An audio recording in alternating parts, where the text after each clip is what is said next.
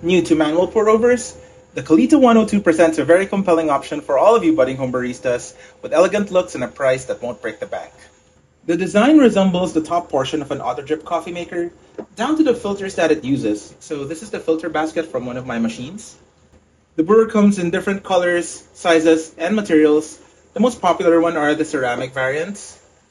Then this is the 101. It's a brewer that they make a plastic version of. I suggest that you pick whatever size works for you and whichever color or material you find the most attractive. What I love about the Kalita 102 is how forgiving it is compared to other pour-over gadgets. There are three small holes at the bottom, and this means two things. You can use coarser grinds, and you can use a regular kettle instead of these fancy gooseneck ones. How this brewer works is you basically just plop it on top of your mug, put your filter in, then some freshly ground coffee, and you're off to the races. Although I personally think that getting a matching server like this one, also from Kalita, just completes the vibe. Let's brew up some coffee. As I mentioned, no need for a fancy pouring kettle. Even a spouted jug like this one works fine.